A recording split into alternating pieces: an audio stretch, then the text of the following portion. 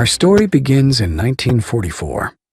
With World War II coming to an end, the Allied nations met at Bretton Woods, New Hampshire, to create a new financial system which would stabilize the world once the war ended. With America poised to enter a golden age of prosperity, the U.S. dollar was chosen as the world's reserve currency. Under this new system, countries agreed to fix their currencies to the U.S. dollar, and the U.S. dollar would be tied to gold at a price of $35 per ounce. This meant that countries around the world could trade their currencies for U.S. dollars, which they could then exchange for gold. This created a system where all currencies were essentially backed by gold. The strength of a nation's currency is based on the strength of that nation's economy. And the American economy is by far the strongest in the world. Accordingly, I have directed the Secretary of the Treasury to take the action necessary to defend the dollar against the speculators.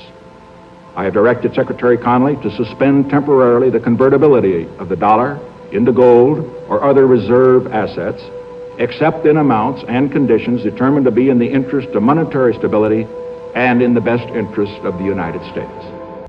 By removing the link between gold and the U.S. dollar, President Nixon created a system where all currencies were backed by nothing. This is what is known as a fiat currency. The average person is now forced to borrow well beyond their means, getting themselves deeply into debt. At first, this was to maintain a nice standard of living, but slowly, it has become necessary just to survive.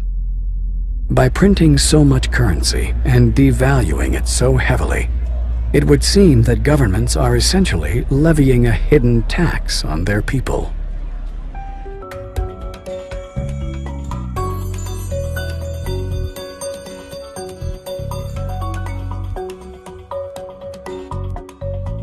There have been dozens and dozens of currency collapses since the end of the Second World War, and they all result from the same thing, bad policies, bad management.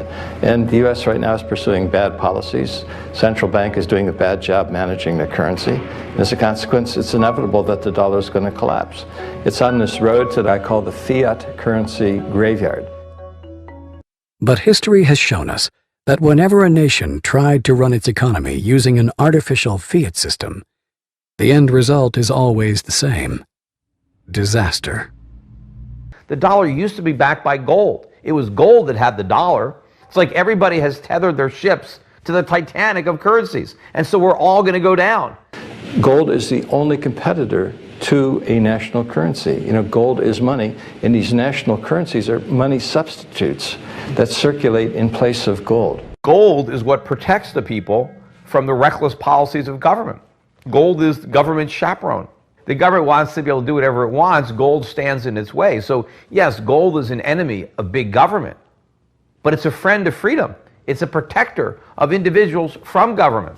It's not that the price of gold is going up, it's that the value of the dollar is going down. The price remains constant in terms of human effort and purchasing power. An ounce of gold today will buy the same thing it bought 2,000 years ago.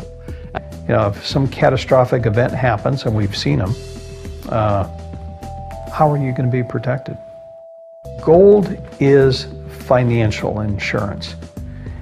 Would you rather have gold or a fiat currency? The current financial system may be dying, but where there is chaos, there is also opportunity. We have millions of people now taking an interest in what is money, the question of what is money, what should it be?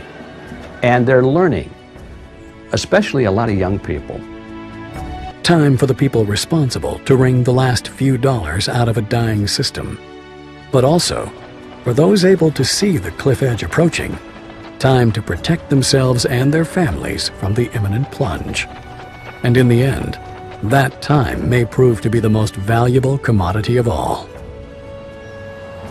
There are these brief moments in history where the safe haven asset for the last 5,000 years simultaneously becomes the asset class that has the greatest single potential gains in purchasing power. We're in one of these cycles right now where money is the best investment. Get out of currency, buy money, and you're probably going to be able to buy a whole lot more stuff later. Don't let the banks and the brokerage houses and other people guide all of your decisions. Find out what's going on for yourself. Empower yourself.